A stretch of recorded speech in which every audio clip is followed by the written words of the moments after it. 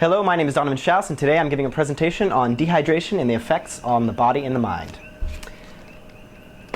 Dehydration is defined as the excessive loss of body water.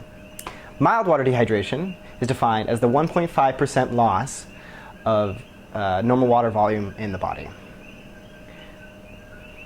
Now, if you look up at our picture, you will notice that the body consists significantly of water, approximately 75 to 85%.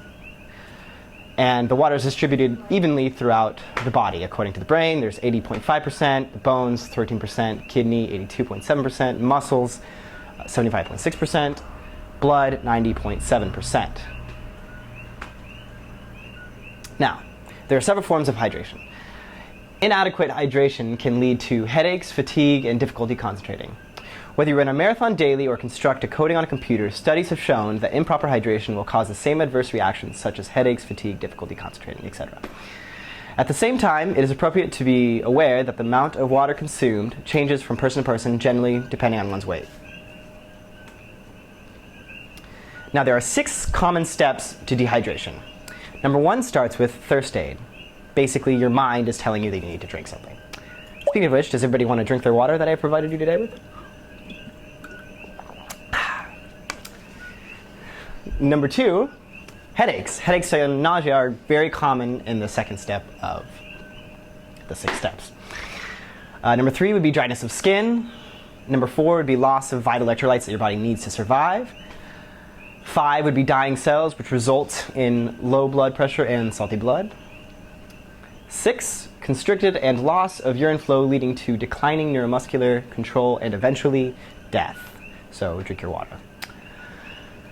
Now, there are several groups of people who are more common to receive dehydration than others. Number 1 would be children and infants, and that is due to their small body weight and a high turnover of water and electrolytes. Number 2 would be, in general, becoming older, which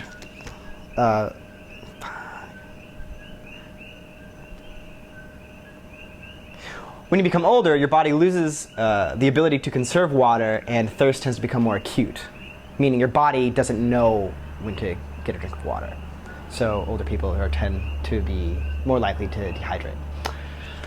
Number 3, chronic illnesses. Several chronic illnesses such as diabetes, kidney disease, alcoholism, and adrenal gland disease can affect your ability to retain water. Number 4, generally people living in higher altitudes, generally above 8,200 feet, succumb to dehydration more often due to their body trying to adjust to the elevation change by increasing urination and faster breathing. Considering the faster you breathe to maintain healthy oxygen levels in your blood, the more water vapor you exhale. Lastly, exercising in hot or humid climates increases your chances of dehydration due to the humidity slowing the speed at which your sweat evaporates and cools your body, making you hotter and increasing the amount of fluids your body needs to consume. Basically, the more you sweat, the more you need to drink. Now, if you look up at our screen, you will see that these are several pictures of extreme cases of dehydration. Now, mild cases, as I had discussed before, can be headaches, nausea, difficulty concentrating. Simple chapped lips can also be signs of mild dehydration. But extreme signs of mild dehydration, generally more showing of the bone structure because of water being sucked away from your internal bone mass, basically. Those are final forms of dehydration before you eventually die. Here's another picture of a child, and that was the gone picture of the child. Now, you may be asking yourself, what can we do to keep away dehydration?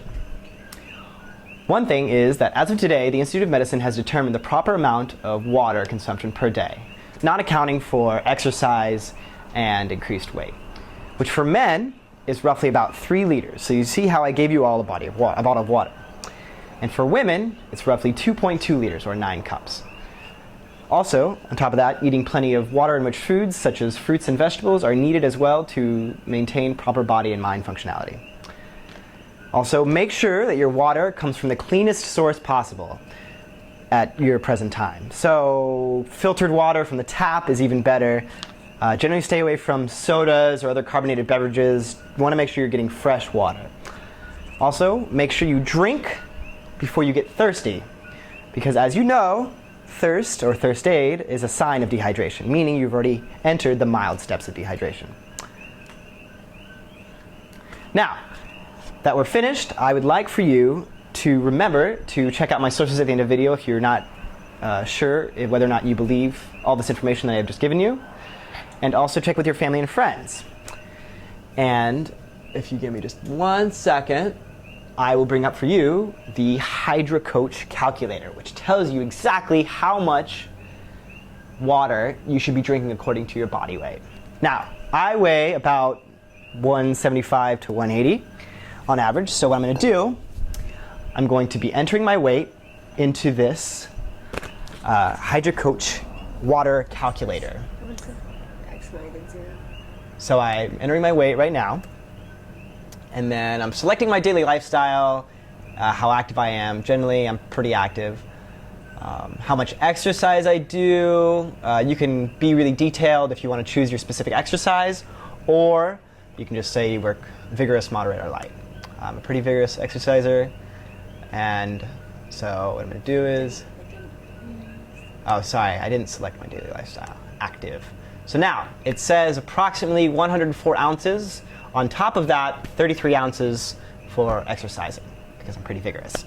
So yeah, basically, if you go to this website, you can input your weight and find out exactly how much water you should be drinking at minimum per day. And basically, if you check out my sources, you will see all the research that I have come to attain myself. That's fine.